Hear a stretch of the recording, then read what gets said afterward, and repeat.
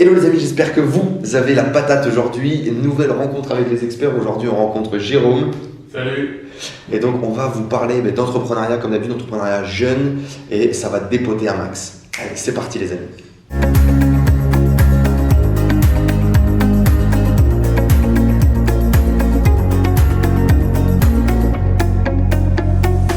Salut Jérôme. Salut. Comment vas-tu? Très bien, toi. Merci de. Mais je vais bien, je vais répondre quand même. Je vais bien, merci. C'est un grand plaisir de pouvoir être là avec toi aujourd'hui, de pouvoir prendre du temps et de pouvoir partager un peu ton expérience avec la communauté. Vous ne le connaissez pas encore, mais vous allez le découvrir très vite. Jérôme est un entrepreneur qui a entrepris très jeune et tôt. Et il va prendre du temps aujourd'hui pour nous partager un petit peu son histoire, pourquoi, comment. Exactement. Tout ça. Alors Jérôme, justement, qui es-tu? Raconte-nous un petit peu qui es-tu? Alors moi c'est Jérôme Dalicieux, j'ai 31 ans et j'essaye de rester jeune. Ça se voit j'espère. Du coup j'ai monté ma boîte quand j'ai fini mes études, même pendant mes études. Donc là ça fait déjà 8 ans et j'en vis complètement depuis le début. Voilà. Ok, great. Alors justement, tu as monté ta boîte. Comment tu as monté ta boîte et quand tu as monté ta boîte justement? Tu parles des études. Alors j'ai fait Epitech, moi, une école d'ingénieur informatique. Du coup en dernière année, j'ai fait un stage. C'était sympa, j'étais avec des potes en plus aussi. C'était cool, j'ai appris pas mal de choses. Mais c'est vrai que la vie, aller me lever, aller bosser pour quelqu'un d'autre, ça me plaisait pas trop du coup. Okay.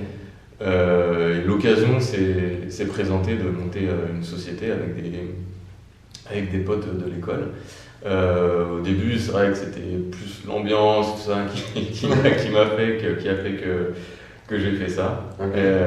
Et tout de suite après, carrément, on a bossé ensemble, c'était vraiment magique. Et depuis, on bosse ensemble depuis toujours. Voilà. Génial. Et du coup, pourquoi entreprendre alors? Pourquoi? Pour être indépendant déjà, pour travailler pour moi. Okay. Pour surtout pour décider moi-même de ce que je veux faire. Hein. Okay. Et pas faire des projets pourris que t'as pas envie de faire, mais tu vas le faire parce qu'un mec te l'a dit. Voilà quoi. Ok. Forme d'indépendance du coup. Ouais, c'est surtout ça. Surtout indépendance de décider de ce que je veux apprendre, de ce que je veux faire. Et pas me laisser dicter par quelqu'un d'autre qui récoltera en plus les fruits de mon travail directement. Ok, très bien. Et donc, ok, cette forme d'indépendance, et du coup, salarié pour toi, c'était envisageable? Je l'ai été, mais en stage. Après, c'est pas. Ça dépend, tout salarié. Moi, j'ai des amis qui sont salariés, qui sont très heureux, qui sont complètement épanouis. Ça dépend vraiment du contexte, de ton travail, de ce que tu aimes faire. Moi, salarié d'ailleurs, ce qui est marrant, c'est que je suis salarié de ma propre boîte. Hein.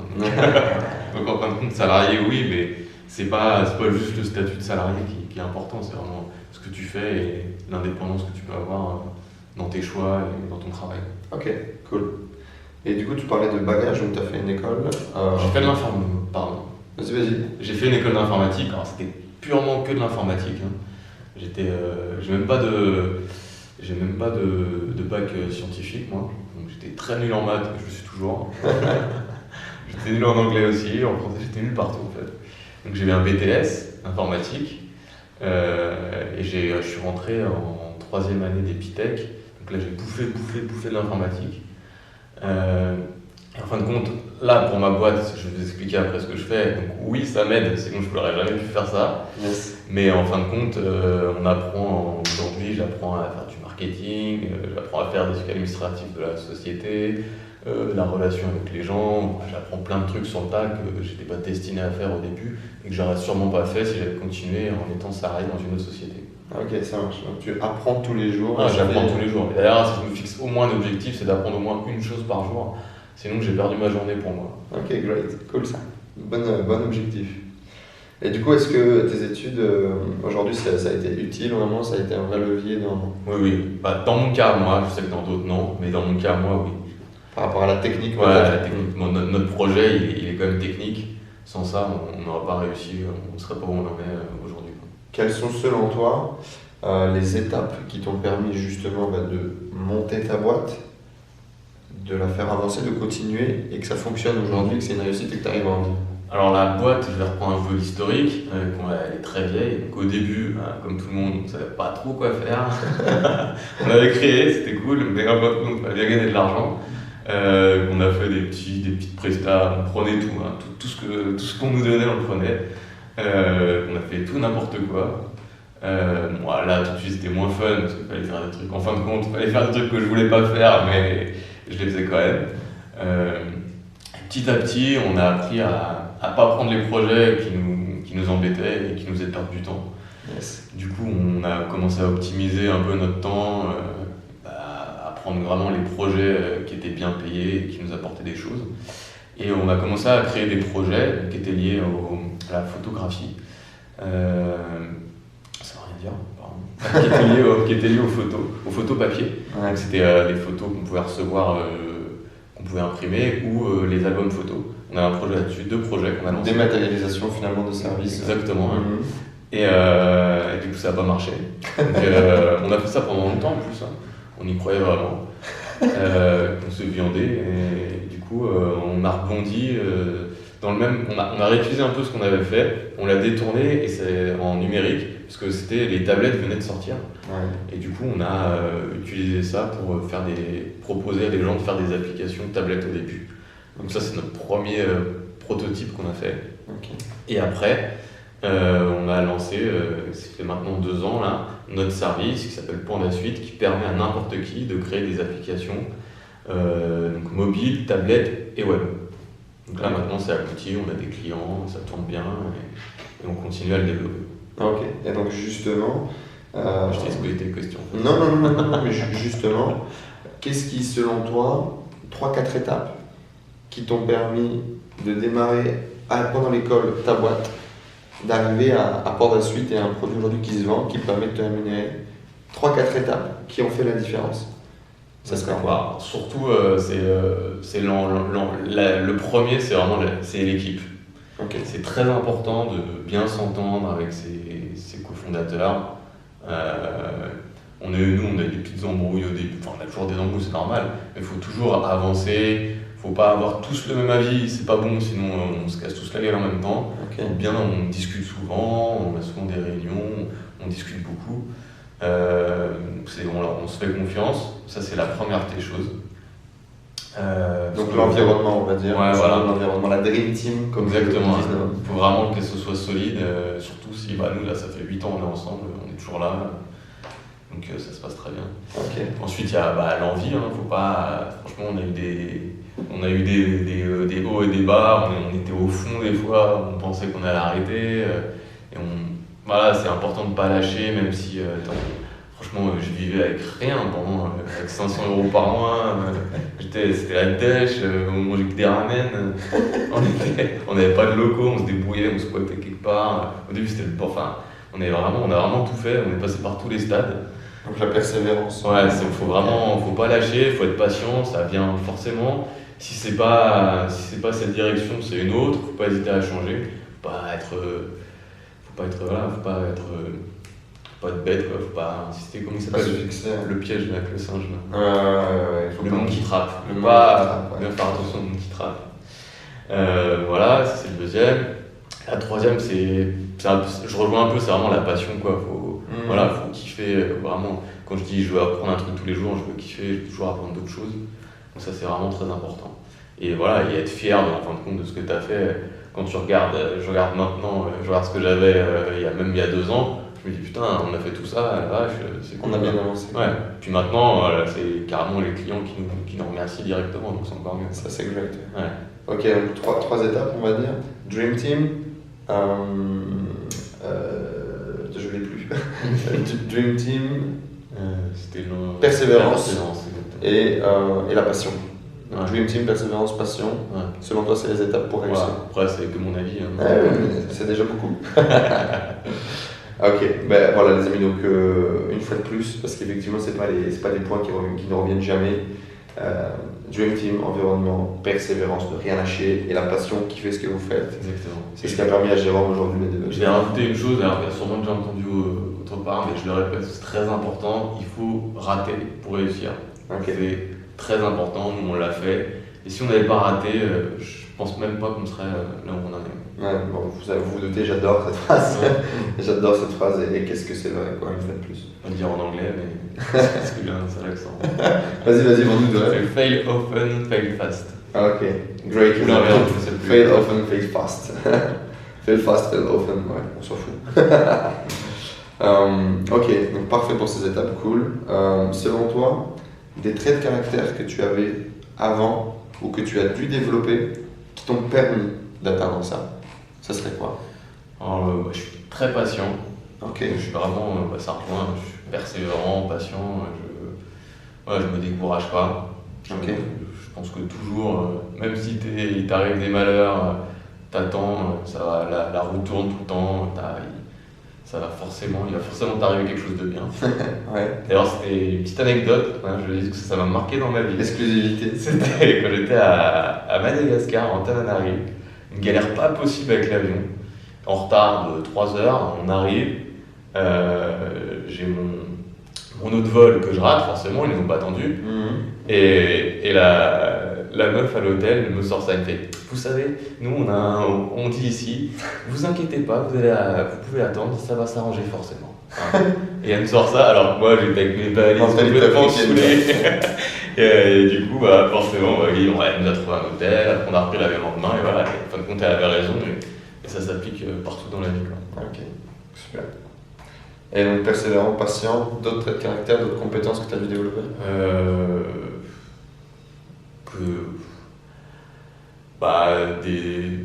Plutôt des choses qui avant n'étaient pas vraiment naturelles. Par exemple, moi, là, on ne sait pas, peut-être que je verrai quand je regarderai la vidéo, mais je ne suis pas très à l'aise normalement avec les gens ou parler.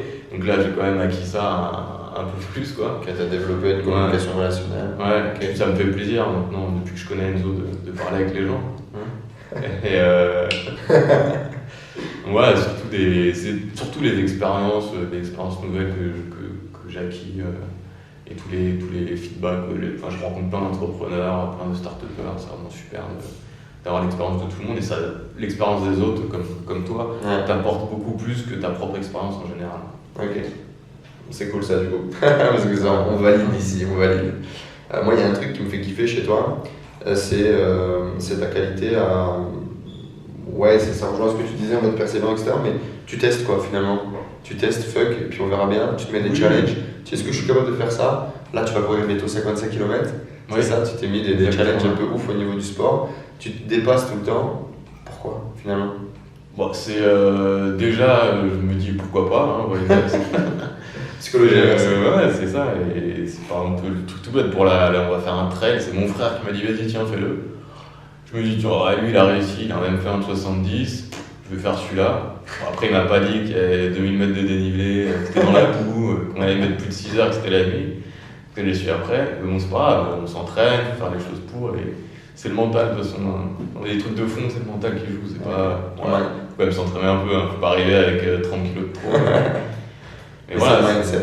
C'est vraiment le mindset et il n'y a pas photo. Quoi. Ok. Aujourd'hui, tu vis de ton business, du coup, depuis plusieurs années. Exactement. Tu gagnes bien ta vie? On fait des sacrifices un peu parce qu'on essaye de garder un petit fond de roulement. Quoi. On veut au moins une vision sur plus de 6 mois de la boîte. Parce que on a des salariés et du coup, il faut quand même faire attention, on ne peut pas faire n'importe quoi. On ne va pas se payer, pas 100 000 euros, c'est la pour le plaisir.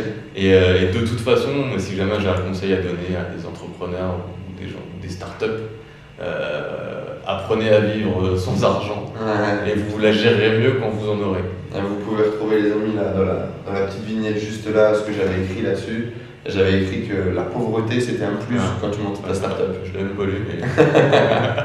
Il n'a pas lu mon article, c'est pareil.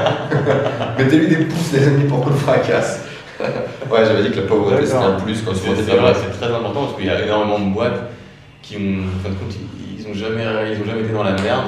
Et ils font une levée de fonds et ils crament tout en 2 mois, et ils coulent juste après. Et quand t'as appris à te serrer la ceinture, en général, tu optimises beaucoup mieux l'argent après. Si on devait motiver un petit peu les gens qui regardent là, est-ce que tu gagnes plus que tes potes qui ont pris un job traditionnel dans une grosse boîte, qui ont fait école d'ingénierie avec toi?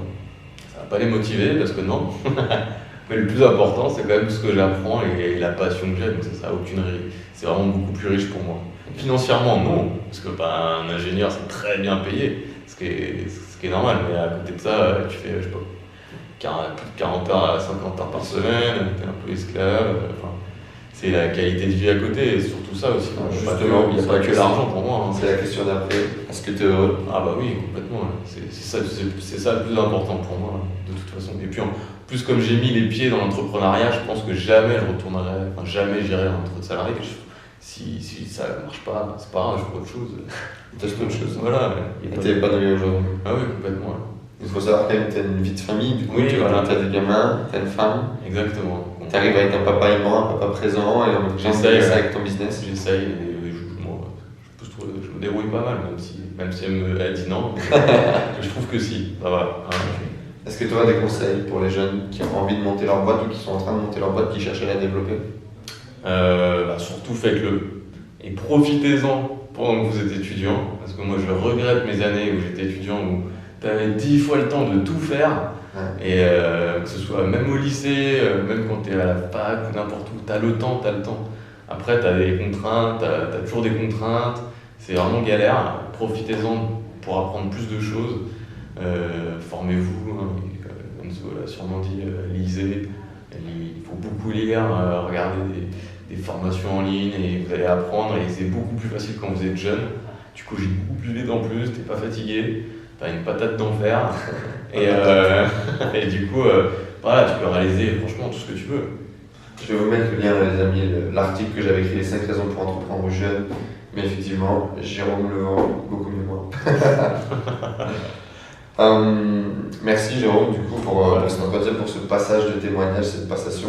C'était la première fois que tu faisais ça ou pas? Exactement, c'est la première interview que je fais. Est-ce que tu kiffes partager ton histoire? Ouais, non, c'est stylé en fait. Je reviendrai pour un autre sujet. J'ai une petite question pour toi. Est-ce que tu as envie de faire partie de la team des cinglés de Better Call Enzo? Bah, bien sûr, carrément. Voilà. Merci Jérôme. Les amis, à bientôt. N'hésitez pas à vous abonner si vous aimez ce genre de vidéo. Mettez un petit pouce pour notre ami Jérôme. On va vous mettre tous les liens pour aller voir ce que les pandas ils font au fond de leur grotte. Et même pas dit si, Panda Suite. Panda Suite, on l'a dit. Ouais, je le redis. Allez voir les amis un peu ce que Panda Suite propose. Si vous avez des petites applications à créer avec tout le service qu'ils ont créé derrière, vous allez pouvoir voir tout dans la description. Je vous dis à très vite dans des prochaines vidéos. Kiffez, continuez à entreprendre, en route vers la réussite les amis, qui vient avec nous, on n'arrête plus. Allez, ciao, à plus tard, bye.